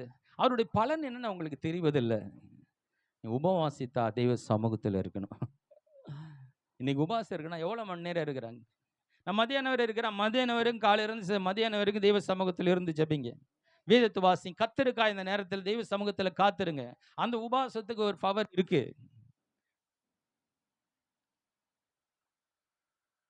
உபவாசத்தை முக்கியப்படுத்த வரல நான். சிலர் உபவாசிக்கிறது கேள்விப்படுகிறேன் நான். அவங்க உபவாசங்கள் இப்படி இல்லாமல் இருக்கிறது. இன்னைக்கு இந்த நாளை நான் கர்த்தருக்கு கொடுக்க போகிறேன், தெய்வ சமூகத்தில் இருக்க போகிறேன்னா அந்த நாள் முழுவதும் எவ்வளோ நேரம் இருக்கு? 2 ஹவர் இருக்குங்களா? 2 ஹவர் தெய்வ சமூகத்தில் இருங்க. ஒரு மதியானம் வரைக்கும் உபவாசிக்கிற, மதியானம் வரைக்கும் தெய்வ சமூகத்தில் இருந்து அந்த நிமிடம் முழுவதும் அந்த நேரம் முழுவதும் கர்த்தருடைய காரியத்தில் ஒன்று ஆராதிப்பேன், ஒன்று நான் ஜெபிப்பேன், அல்லது வேதத்தை வாசிப்பேன், வேதத்தை தியானிப்பேன். எதுவுமே இல்லையா? கர்த்தருடைய வார்த்தையை செவிகளில் கேட்பேன். இன்னைக்கு எல்லாம் போட்டால் அப்படியே பைபிள் வாசினே இருக்குது. ஒரு ஆன் பண்ணி விட்டேன்னா நீங்கள் செல்ஃபோனில் அது பாட்டு பைபிள் வாசிக்க நம்ம உட்காந்து கேட்கலாம், அது கூட பண்ணலாம். அதாவது ஏதோ ஒரு கர்த்தருடைய காரியத்திலே நான் ஈடுபட்டு கொண்டே இருக்கணும். அதான் உபவாசம். உலகத்தின் காரியங்களை ஓடிக்கொண்டு செஞ்சுக்கிட்டு நான் உபவாசிக்கிறேன்னா அது அர்த்தமற்ற உபவாசம். அர்த்தமற்ற. ஆமாம், இங்கே ஒரு 3 மணி நேரம் உபவாசிக்கலாம். காலையில் சாப்பிட்லங்க, மதியானம் சாப்பிட்றேன். சரி, காலையிலேருந்து எவ்வளோ நேரம் இருக்கணும்? மதியானம் வரைக்கும் உபவாசம் இருந்து அந்த உபவாசத்தை செபிச்சு முடித்து நிறைவு செய்துவிட்டு அப்புறம் சாப்பிட்டு உங்கள் வேலைகளை பாருங்கள். அது ரொம்ப பிரயோஜனமாக இருக்குது. ரொம்ப ரொம்ப பிரயோஜனமாக இருக்குது. ஏன்னா அதுதான் உபவாசிக்கிறான். நான் உபவாசம் சாப்பிடாம உங்களுடைய சமூகத்தில் நான் என்ன பண்ணுகிறேன்? நேரத்தை செலவிட போகிறேன்.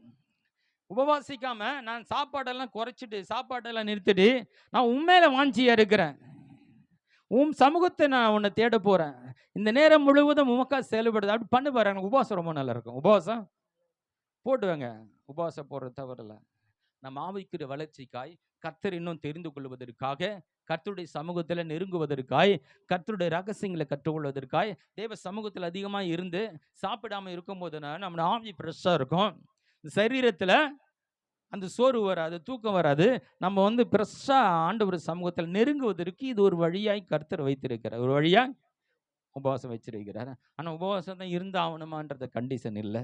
ஒரு கண்டிஷன் இல்லை. அது நம்முடைய ஆவிக்கிற வளர்ச்சிக்காக நாம் விருப்பப்பட்டு இருக்கிறது.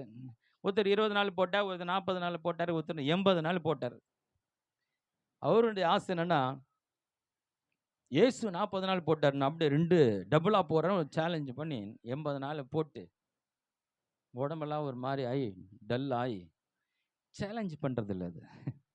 நீ 10 நாள் போட்டு நானும் 10 நாள் யாரை பார்த்து யாரை போடுறது இல்லை. நான் கர்த்தருடைய சமூகத்துல என்னுடைய ஆவிக்குரிய வளர்ச்சிக்காய், கர்த்தருடைய காரியங்களை அறிந்து கொள்வதற்காய், கர்த்தருடைய நெருங்குவதற்காய், கர்த்தருடைய வல்லமை பெற்றுக் கொள்வதற்காய், கர்த்தருடைய காரியங்களில் வளருவதற்காய், என் ஆவிக்குரிய மனிதனுக்குள்ளாய் ஒரு ஒரு பெரிய வளர்ச்சியை காண்பதற்காய் நான் உபவாசி தேவனோடு தனித்து இருக்கணும். தேவனோடு உபவாசிக்கா சாப்பிடாம தேவனோடு தனித்து இருப்பது தான் உபவாசம்.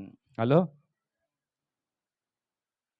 உபவாசம் சொல்லிட்டு டிவியில் படங்களை பார்த்துக்கின்னு அது எப்படி உபவாசமாகும்? கவனம் எங்கே போகும்? கர்த்தர் மேலே இருக்கும். பார்த்தா காரியங்கள் மேலே ஓடல. இல்லை, கர்த்தருக்காய் ஒரு நாள் கொடுக்குறீங்களா, கொடுங்க, சந்தோஷம். உபவாசித்து கர்த்தர் சமூகம் ஜெபிக்கிறது தவறு இல்லை. ஆனால் கர்த்தருக்காய் கொடுங்க. அந்த நேரத்தை கர்த்தருக்காய் கொடுங்க. நிறைய காரியங்களை சொல்ல வந்தேன், அதற்கான நேரமும் கடந்து போயிடுச்சு. இருந்தாலும் சில வசனங்களை சொல்கிறேன் நான். யாக்கோபு புத்தகம் 16ஆம் அதிகாரம் 1ஆம் அதிகாரம் 16, 17 வாசிக்கலாம். என் பிரியமான சகோதரே, மோசம் போகாதிருங்கள். ஏமாந்துடாதீங்க, ஏமாந்து போயிடாதீங்க. சொல்லுங்க. நன்மையான எந்த ஈவும், நன்மையான எந்த ஈவும் பூரணமான எந்த வரமும் பரத்திலிருந்து உண்டாகி ஜோதிகளின் பிதாவினிடத்திலிருந்து இறங்கி வருகிறது. அவரிடத்தில் யாதொரு மாறுதலும். நல்லா கவனிக்கணும். எல்லாம் நல்லதும் தேவனிடத்துல வருது. ஏமாந்து போயிடாதீங்க, மோசம் போகாதீங்க. தீமைகள் எல்லாம் பிசாசின் இடத்துல வருகிறது. தீமைகள் என்ன? சண்டை, சச்சரவு, பொறாமை, குழப்பம், கவலை, கண்ணீர், வியாதி, பலவீனம் எல்லாமே தீமை தான். எதெல்லாம் உனக்கு கஷ்டம் கொடுக்குதோ, சண்டை போட்டவனுக்கு சந்தோஷமா இருக்குதா? அது ஒரு பிரச்சனை. கோபம் வருது, எமோஷன், நம்ம சமாதானத்தை எழுந்துடுறோம். அனைத்து தீமைகளும் அது பிசாசினால் வருகிறது. எல்லா நன்மைகளும் பரலோகத்தில் இறங்கி வருகிறதா, பரலோகத்திலிருந்து. இதெல்லாம் நமக்கு இந்த அறிவு தேவைப்படுது பாருங்க.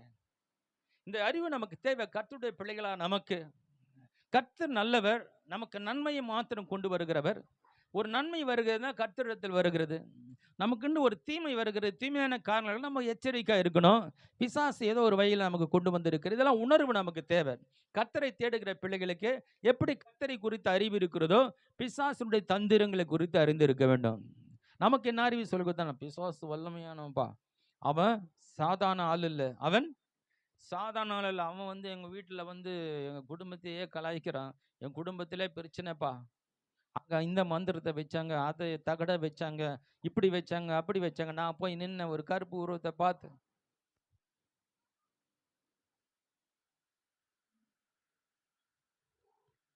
எதிர்த்து நில்லுங்க, அவ்வளோதான். எதிர்த்து வரானா நில்ல, நீங்க ஓடாதீங்க. நாய் துரத்தின்னு ஓடனா நீங்க ஓடனா நாய் ஒன்று துரத்தின்னு வரும். பொம்மன் நின்று பாருங்களேன், அவன் கொஞ்ச நேரம் கத்திட்டு அப்படியே அது போயிடும் திரும்பி. நீ ஓடுறத பார்த்தனா, ஆஹா சிக்கனாண்டா ஒருத்தன், இவனை துரத்தலான்னு சொல்லிட்டு நம்மளோட வேகமாக துரத்த ஆரம்பிச்சிடும். அப்படிதான் பிசாசுடைய காரியங்கள். அவன் வல்லமை ஆனவன்றதுக்கு எந்த ஒரு ஆதாரம் வசனங்கள் சொல்லப்படலை.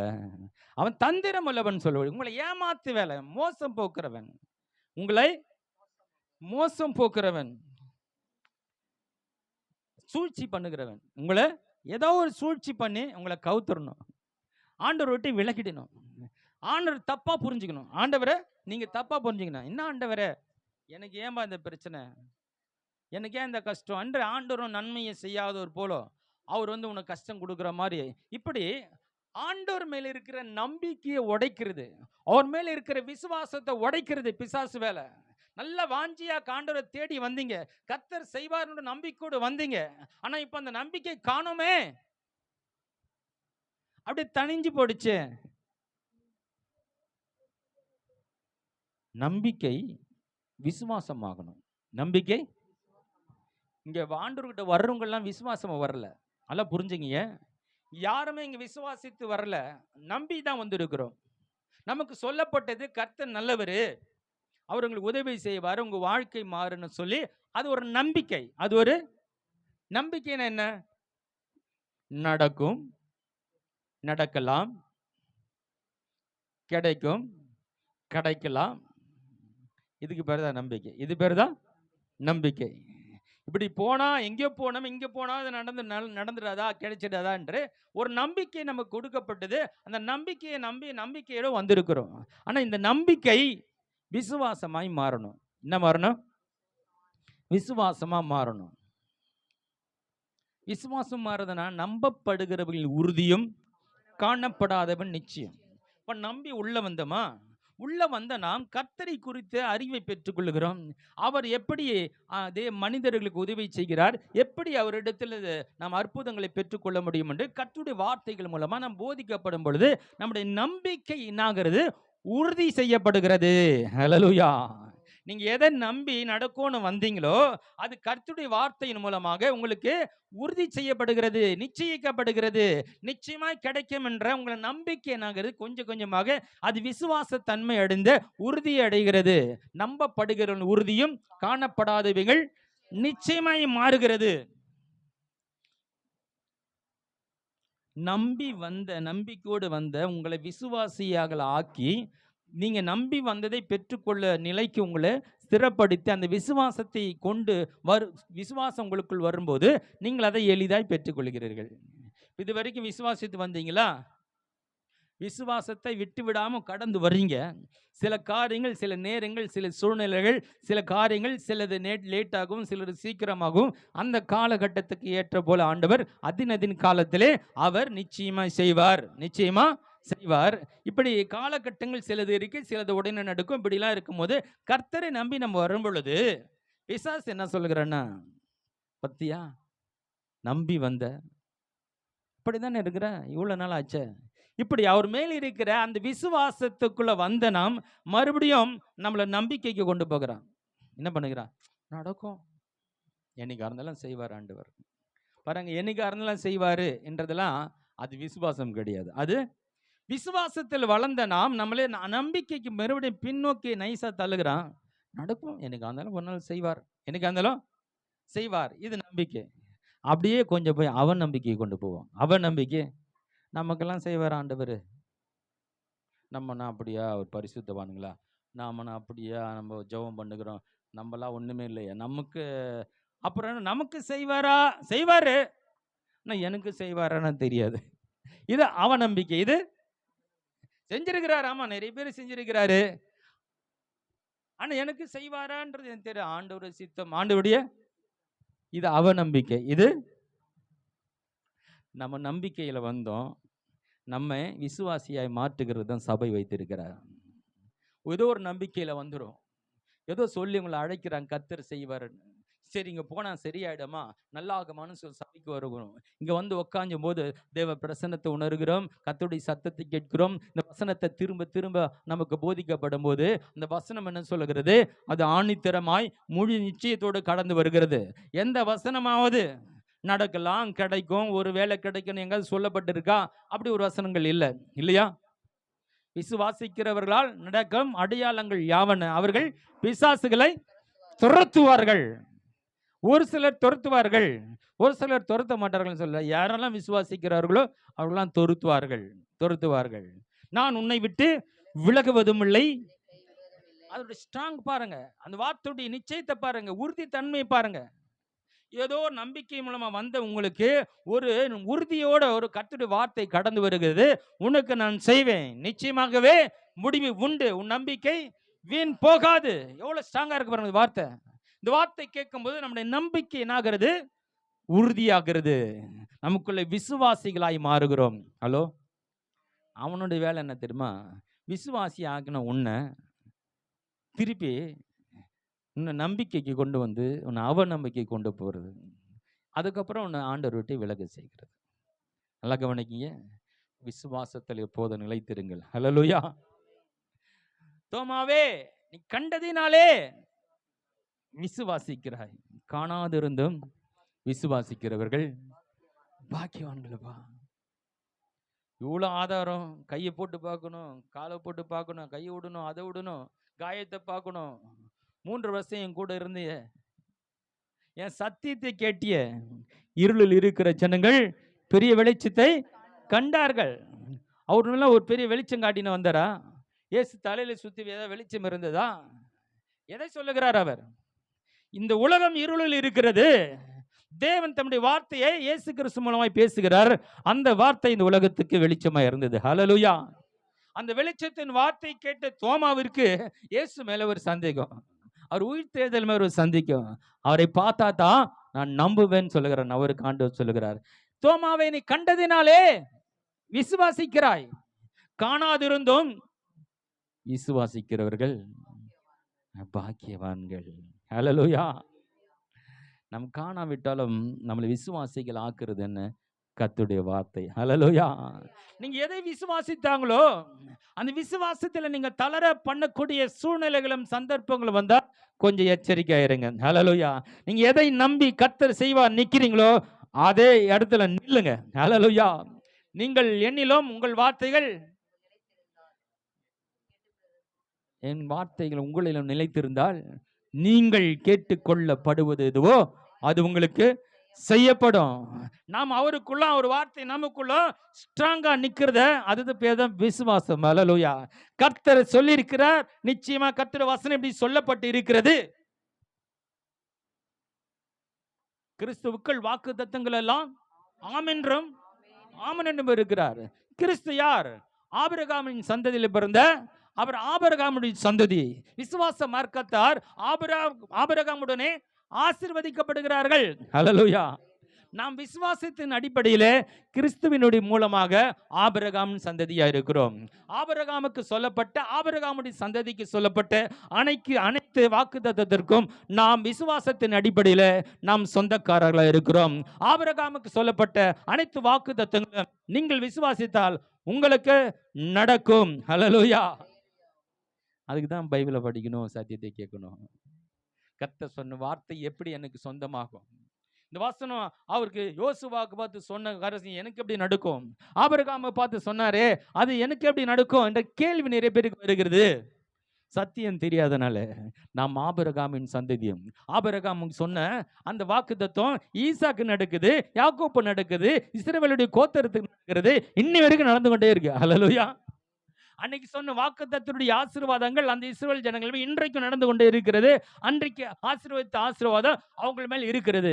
மாம்சத்தின்படி அவர்கள் ஆபிரகாமின் சந்ததியா இருக்கிறார்கள். அவர்களுக்கு ஆசீர்வாதம் உண்டாகுமானால் நம்ம ஆவிக்குரியவர்களாய் மறுபடியும் பிறந்தவர்களால் கிறிஸ்துவின் சந்ததியாக்கப்பட்டு இருக்கிறபடினாலே அவர்களை காட்டிலும் அதிகமாய் நம்மளுக்கு நடக்க வேண்டி இருக்கிறது. ஹல்லேலூயா. பிசாசுடைய வேலை என்ன தெரியுமா? நம்ம விசுவாசத்தை உடைச்சிட்டு கர்த்தர் மேல இருக்கிற அன்பை குறைச்சி கொஞ்சம் கொஞ்சமா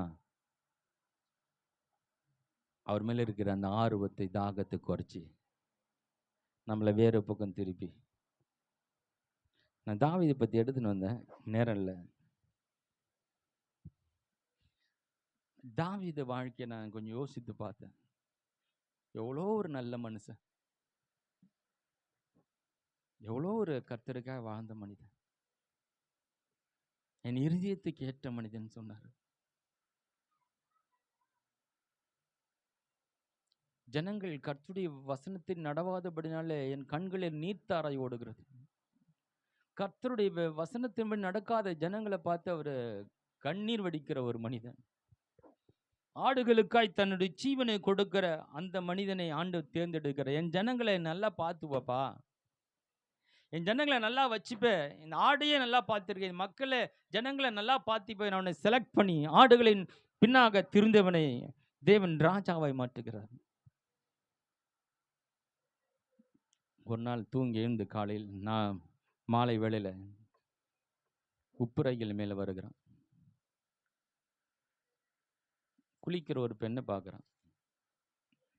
நான் சொல்றேன், நீ தெய்வ பிரசன்னத்தில் இல்லைன்னா சின்ன ஒரு போட்டோ வச்சு உன்னை கவுத்துட்டு போயிடும். ஹலோ,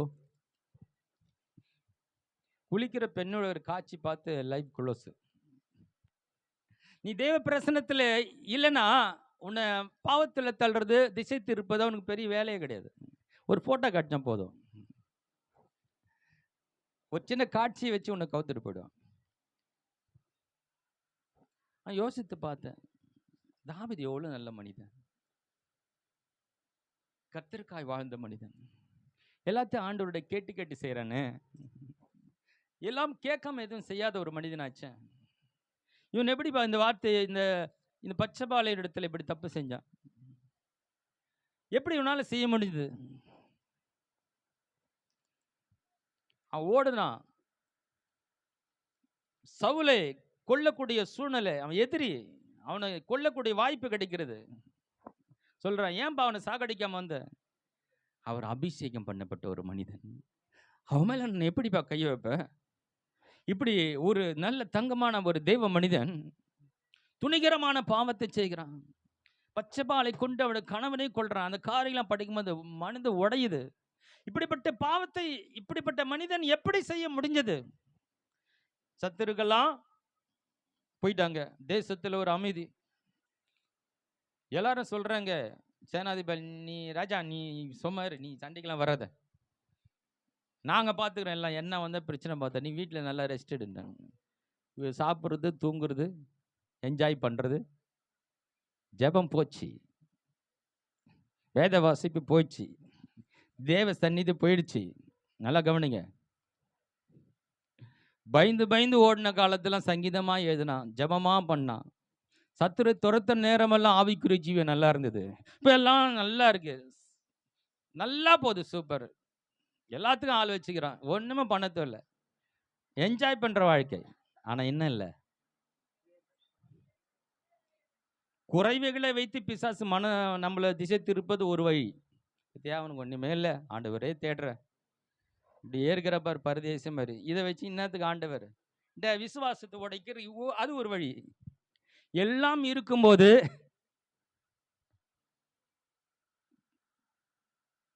சிலருக்கு ஆசீர்வாதமே ஆண்டவர் விட்டு விலகிறதுக்கு காரணமாயிடுது. இது வேதனைக்குரியது. ஆண்டவர் அதிகம் நெருங்கக்கூடாதபடிக்கு ஆசீர்வாதங்கள் தடையாயிருது. இவன் குறைவுகள் மத்தியில, பிரச்சனைகள் மத்தியில ஓடி கடவுளை தேடி பல காரியங்களை செஞ்சது காலம் போய் இப்ப தேசத்தில் அமைதி வருகிறது. சத்துருக்களே இல்லை, ஜாலியா தூங்கி தூங்கி ஏந்து சாப்பிட்டு ஆடல் பாடல் டான்ஸ் என்ன ஒன்றா இருக்கு. தூங்கி ஏந்து அப்படியே ஒரு காட்சி பார்க்குறான், மெர்சல் ஆயிட்டான். மெர்சல் ஆகி பாவம் ஒன்றும் ஒரு தப்பு மேலே இன்னொரு தப்பு மேலே தப்பா பண்ணுறான். அது தப்புன்னே தெரியல பாருங்க. அதான் சொல்ல வருகிறேன், நீ தேவ பிரசனத்தை இழந்து விட்டால், தேவனுடைய தொடர்பு உனக்கு இல்லாவிட்டால், நீ செய்கிற காரியங்கள் தவறென்றே உங்களுக்கு தெரியாது. அதை ரொம்ப சாதாரணமா செய்கிறான். தன் எதிரியை கொல்லக்கூடிய வாய்ப்பு கிடைத்தும் கொல்லல. ஏன்னா அவன் மேல ஒரு அபிஷேகம் இருக்கு, தேவன் அவனை அபிஷேகித்து இருக்கிறார். அவனுக்கு கையில கொடுத்தாலும் அவனுக்கு கொல்லல. அப்படியே ஒரு டிஸ்டன்ஸ், அப்படிப்பட்ட ஒரு மரியாதை வைத்திருக்கிற மனிதன் உரியா, தங்கமான மனிதன், அவன் அதிகாரத்தின் கீழே இருக்கிற உத்தம மனிதன். அந்த மனிதனை கொல்வதற்கு உனக்கு எப்படி ஒரு மனசு வந்தது? தேவ பிரசனம் இல்ல, தேவனுடைய தொடர்பு இல்ல, சுகபோக வாழ்வுக்குள்ள வந்துட்டான் தாவீது. பிசாசு உங்களுக்கு குறைய வச்சும் விசுவாசத்தை உடைப்பான். உங்களுக்கு நிறைவா இருக்கும் போதும் எச்சரிக்கையா இருக்கணும். ஹல்லேலூயா. நீ கொஞ்சமா இருக்குதா நிறைய இருக்குதா முக்கியம் இல்ல, தேவ பிரசனம் உங்களுக்கு இருக்கா, நம்ம கர்த்தருக்குள்ள இருக்கிறோமா, அதுதாங்க முக்கியம். ஹல்லேலூயா. நம்ம சந்தோஷம் எது இருக்குத வச்சே இல்ல, கர்த்தர் நம்மோடு இருக்கிறதுனால. ஹல்லேலூயா. எது நமக்கு சமாதானம்? எல்லாம் கரெக்டா இருக்கு, அதெல்லாம் சமாதானமா இருக்கு. நமக்கு இருக்கிறது எல்லாருக்கும் எல்லாமே இருக்குது, ஆனா அவன் சமாதானம் இல்லை.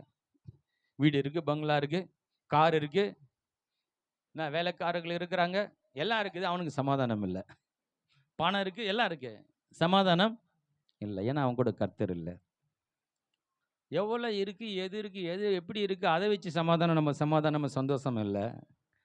எல்லாவற்றையும் மாற்றி அமைக்கிற ஒரு தேவன் நம்ம கூட இருக்கிறார். ஹல்லேலூயா.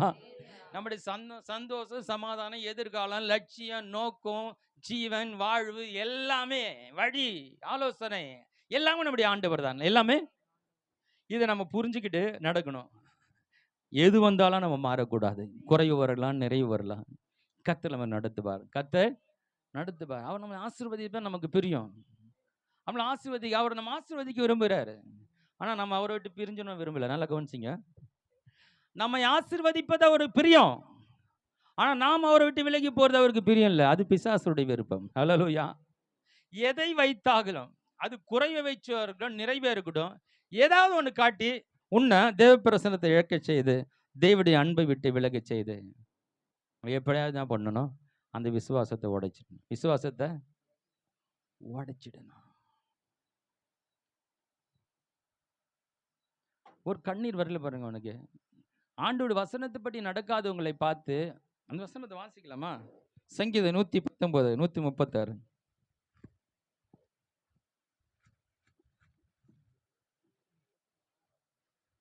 உம்முடைய வேதத்தை மனுஷர் காத்து நடவாதபடியால் என் கண்களிலிருந்து நீர்த்தாரைகள் ஓடுகிறது. பைபிள் படி நடக்காதவங்களை பார்த்து அவர் கண்ணீரா அப்படி அழுகிறாராம், கதறாராம். ஆண்டவரே, எவ்வளோ உன்னதமான உம்முடைய வார்த்தை கொடுத்தீங்க, ஜனங்க உம்முடைய வார்த்தையை மதிக்காம பின்பற்றாம இப்படி இருக்கிறாங்களே சொல்லி அழுத ஒரு தேவ மனிதன் ஒரு கொலையை அனாவசியமா பண்ணிட்டு அதுக்காக கூட வருத்தப்படாம, அது பாவம்னு தெரியாம தொடர்ந்த இந்த காரியத்தை நம்ம அடுத்த வாரம் பார்க்க போகிறோம்.